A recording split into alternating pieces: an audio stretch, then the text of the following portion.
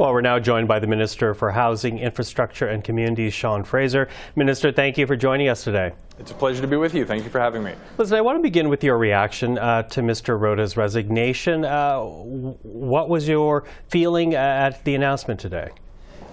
Look, I have respect for Mr. Rota. We've worked together now as parliamentarians for the past 8 years. I think he did the right thing by offering his resignation after the events of last Friday.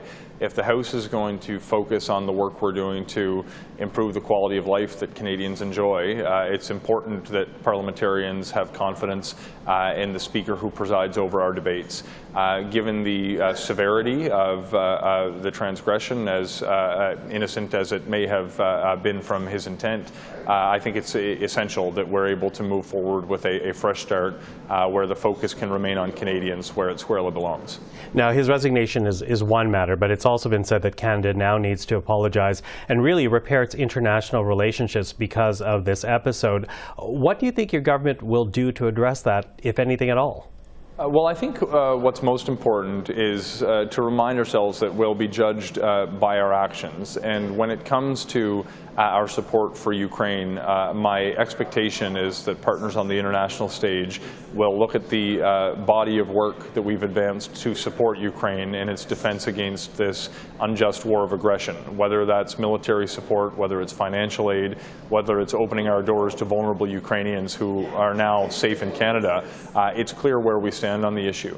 I do think we need to continue to engage and demonstrate that we stand alongside the community of Jewish Canadians in particular, and Jewish people globally, for whom the memories of the Holocaust are not some distant event in our history book, but a defining moment that the world needs to continue to remember and stand alongside them for. We will, of course, continue to be steadfast in our support for the Jewish people and also for Ukraine, and my expectation is that we will, over time, continue to demonstrate a level of commitment that will certainly eradicate any question of where we stand when it comes to supporting either community. Now, you also took part in a housing announcement today, along with your cabinet colleagues, the finance and industry ministers, as well as the Treasury Board president. And really, the gist of that was an additional $20 billion being allocated for Canada mortgage bonds. How does that help get more rental units into the marketplace? How does that help the housing strategy that you're trying to bring about right now? This is really important, and one of the things that we need to address if we're going to solve Canada's national housing crisis is the financial equation that builders are looking at when they're making a decision to go ahead with a project or to leave it on the shelf. And there's a major opportunity right now, because there are hundreds of thousands of units across the country that have already been approved, and the only limiting factor is the financial equation that builders are analyzing. We've seen increased costs for supplies and materials, for labor, for interest rates, for land. When I talk to developers, they say we need to change that equation so we can justify going ahead. We started with the GST removal on purpose-built rentals, which is going to bring down the cost of building, but we've realized that as we advance that new measure and the demand has increased for builders who want to build, they need access to financing. By increasing the value that we put behind the Canada Mortgage Bond Program, we can actually reduce the risk for lenders who will make more financing available at a lower rate than builders can currently get on the market.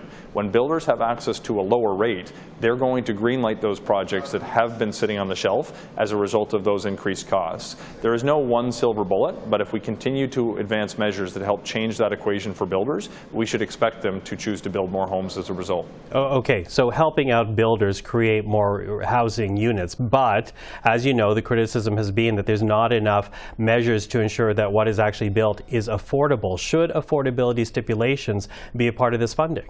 So there are many measures that we have put in place and will continue to put in place to ensure that Canada is building more affordable housing. We can and we must do that. It would have been a mistake if we attached those kinds of conditions to the GST removal on apartment construction, for example. That's really for a couple of reasons. One, adding supply to the economy is going to help address the supply problem, which will over time help mitigate against cost increases and eventually help bring costs to a stable level, potentially bring them down, particularly in the rental market.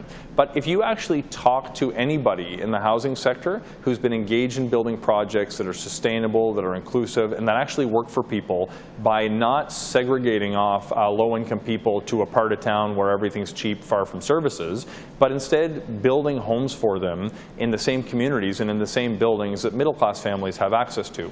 If you want to change the equation to build the kinds of buildings that will solve Canada's housing crisis, we need to change that equation for the buildings that provide homes for middle-class Canadians and low-income Canadians. I visited a project to begin my day today that had 30% of the units designated for affordable units.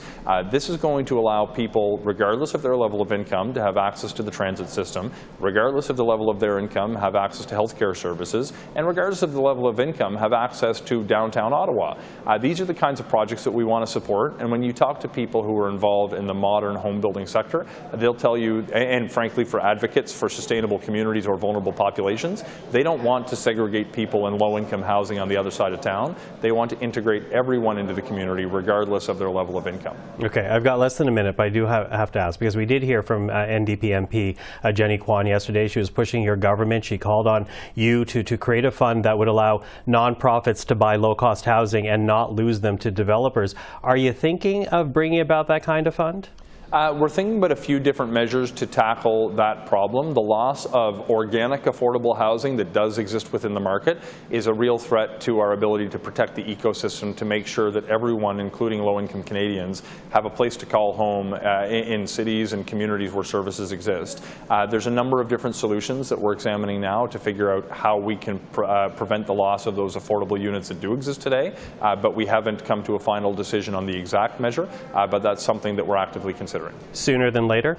Everything will be released as soon as it's ready. I don't want to hold off for some special day. There is no time to waste. The housing crisis is real. It is here now, and we need to move quickly to address it. Sean Fraser, thank you for the time today. A pleasure as always. Thank you so much.